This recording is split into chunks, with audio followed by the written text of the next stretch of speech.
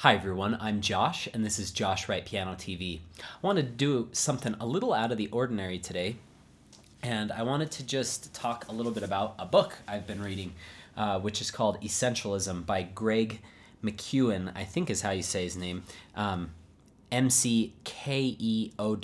So it looks like McKeown, but from interviews I've watched about him, I think it's pronounced McKeown. Looks like this. And I think this has so many practical applications to piano, so I would highly recommend each of you reading this. It will not only help in your piano studies, but also in your life in general. It's not one of those minimalistic books about, clearing out the clutter of your closet. It does, obviously talk about material possessions in here and how they can weigh us down, but more than anything, it talks about freeing up your time to do what actually matters the most. And I found it extremely inspiring and has a lot of parallels to studying piano, which is why I wanted to share it, because this is a piano teaching channel. Wanted to read just this small portion of the book. And by the way, no one's paying me to make this video. I just love sharing things that I personally find very valuable. And I wanted to tie this back into piano studies just a little bit. This is page 20. It says, Essence, what is the core mindset of an essentialist? This part of the book outlines the three realities without which essentialist thinking would be neither relevant nor possible. One chapter is devoted to each of these in turn, and I want each of you to think about these things I'm about to read. There's just three little things. One, individual choice. We can choose how to spend our energy and time. This relates so much to piano. We all want to play the complete works of Bach, Chopin, Beethoven. Maybe we don't all, but I sure would love to. But there's just not a lot of time. So what are you going to spend your time doing? How much technical study do you need to get you to those goals? How much sight reading work do you actually need to get you to those goals? How is your ear training? Are you able to analyze music well? So choosing your time wisely is so critical in your development of piano.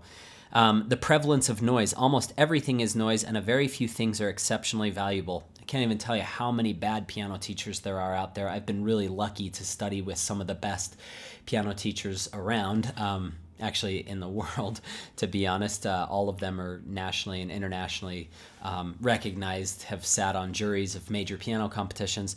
So huge thank you to each of my three teachers, Susan Duhlmeyer, Logan Skelton, and Sergei Babayan. And then this thing about noise, we hear so many comparisons, especially on YouTube. Just go to the comment section of any of my YouTube videos and you'll see some debates, whether it's about my hair or whether it's about how I played something wrong or well, or oh, Josh is so dumb, or oh, he's so great.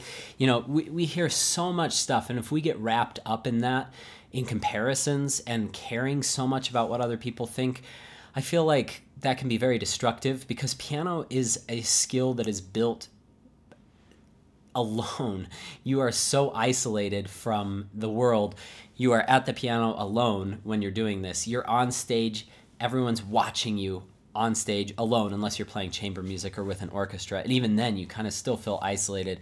So getting rid of the noise and really focusing on what is essential, which is the music. What do I want to say with this piece? How do I want to express this line? Finally, the reality of trade-offs. We can't have it all or do it all. We always think, oh, I want to play this piece, this piece, this piece, this piece, this piece. And it just is too much. So focusing, going deep rather than going wide, so depth rather than breadth, I've always found as a very helpful strategy in my own studies. So if you compared my repertoire list with a lot of my colleagues, I'm not the fastest learner around. I realize I'm not the best sight reader around, but everything I do, I try to do as best of quality as I know how at that time. So if you rewind 5 years, I wasn't playing as well as I am now, and I'm sure in 5 more years I'll be playing better than I am now, or at least that's my hope. And if you rewind 10 or 15 years to my early recordings of like the Chopin etudes, for instance, I mean, you could just tear those apart, but hey, I was 14 and 15 years old learning all the Chopin etudes. Whether you think that's wise or not is up to you. I found it very beneficial, and thanks to my teacher, I was able to accomplish that with some degree of success. But it was a huge learning experience. So just a few little gems from this amazing book, Essentialism. I would highly recommend each of you read it. Again, the author's name is Greg McKeown. I will link that to an Amazon link in the description below. If any of you have any questions, just let me know. My email is josh@joshwrightpiano.com. Thanks for joining me today. Have a great week.